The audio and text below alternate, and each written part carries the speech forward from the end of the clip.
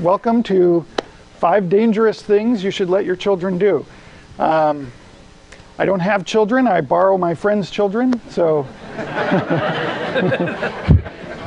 take all this advice with a grain of salt. I'm Gaber Tully. I'm a contract computer scientist by trade, but I'm the founder of something called the Tinkering School. It's a summer program which aims to help kids learn how to build the things that they think of. So we build a lot of things, and I do put power tools into the hands of second graders. So if you're thinking about sending your kid to tinkering school, they do come back bruised, scraped, and bloody. So, you know, we live in a world that's subjected to ever more stringent child safety regulations. There doesn't seem to be any limit on how crazy child safety regulations can get. We put suffocation warnings on every piece of plastic film manufactured in the United States or for sale with an item in the United States. We put warnings on coffee cups to tell us that the contents may be hot. And we seem to think that any item sharper than a golf ball is too sharp for children under the age of 10.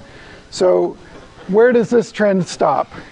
When we round every corner and eliminate every sharp object, every pokey bit in the world, then the first time that kids come in contact with anything sharp or not made out of round plastic, they'll hurt themselves with it. So as the boundaries of what we determine as the safety zone grow ever smaller, we cut off our children from valuable opportunities to learn how to interact with the world around them. And despite all of our best efforts and intentions, kids are always going to figure out how to do the most dangerous thing they can in whatever environment they can. So, despite the provocative title, this presentation is really about safety and about how some simple things that we can do to raise our kids to be creative, confident, and in control of the environment around them. And what I now present to you is an excerpt from a book in progress. The book is called 50 Dangerous Things. This is 5 dangerous things. Thing number 1, play with fire. Learning to control one of the most elemental forces in nature is a pivotal moment in any child's personal history. Whether we remember it or not, it's the first time we really get control of one of these mysterious things. These mysteries are only revealed to those who get the opportunity to play with it. So playing with fire, this is like one of the great things we ever discovered, fire.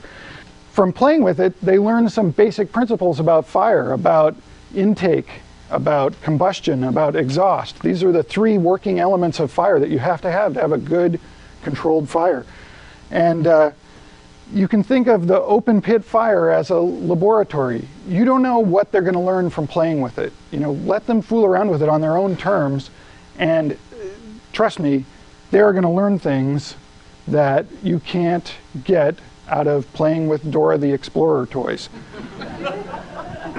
Number 2, own a pocket knife. Pocket knives are kind of drifting out of our cultural consciousness, which I think is a terrible thing. Your first pocket knife is like the first universal tool that you're given. You know, it's a spatula, it's a pry bar, it's a screwdriver, and it's a blade, yeah. And it's a powerful and empowering tool. And in a lot of cultures, they give knives, like as soon as they're toddlers, they have knives. These are Inuit children cutting whale blubber. I first saw this in a Canadian Film Board film when I was 10, and it left a lasting impression to see babies playing with knives. And it shows that kids can develop an extended sense of self through a tool at a very young age. You lay down a couple of very simple rules. always cut away from your body. Keep the blade sharp. Never force it. And these are things kids can understand and practice with. And yeah, they're going to cut themselves. I have some terrible scars in my legs from where I stabbed myself. But, you know, they're young. They heal fast. So. Number 3, throw a spear. It turns out that our brains are actually wired for throwing things. And like muscles, if you don't use parts of your brain, they tend to atrophy over time. And, but when you exercise them, any given muscle adds strength to the whole system, and that applies to your brain too. So practicing throwing things has been shown to stimulate the frontal and parietal lobes, which have to do with visual acuity, 3D understanding, and structural problem solving. So it helps develop their visualization skills and their predictive ability. And throwing is a combination of analytical and physical skills, so it's very good for like kind of whole body training. These kinds of target-based practice also helps kids develop attention and concentration skills, so those are great. Number 5, deconstruct appliances. There is a world of interesting things inside your dishwasher. Next time you're about to throw out an appliance, don't throw it out, take it apart with your kid, or send them to my school and we'll take it apart with them. Even if you don't know what the parts are, puzzling out what they might be for is a really good practice for the kids to get sort of this sense that they can take things apart, and no matter how complex they are, they can understand parts of them. And that means that eventually they can understand all of them. It's a sense of knowability, that something is knowable. So these black boxes that we live with and take for granted are actually complex things made by other people, and you can understand them. Number 5, two-parter. Break the Digital Millennium Copyright Act. There are laws beyond safety regulations that attempt to limit how we can interact with the things that we own. In this case, digital media. It's a very simple exercise. Buy a song on iTunes, write it to a CD, then rip the CD to an MP3 and play it on your very same computer. You've just broken a law. Technically, the RIAA could come and persecute you. It's an important lesson for kids to understand that some of these laws get broken by accident, and that laws have to be interpreted. And that's something we often talk about with the kids when we're fooling around with things and breaking them open and taking them apart and using them for other things. And also when we go out and drive a car. Driving a car is a really empowering act for a young child. So this is the alternate.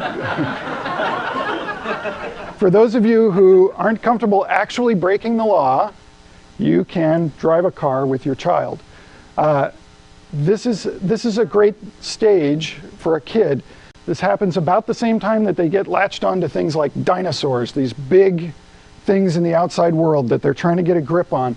A car is a similar object, and they can get in a car and drive it, and that's a really gives them a handle on the world in a way that it wouldn't, that they don't often have access to. So, and it's perfectly legal. Find a big empty lot, make sure there's nothing in it, and it's on private property, and let them drive your car. It's very safe, actually. And it's fun for the whole family.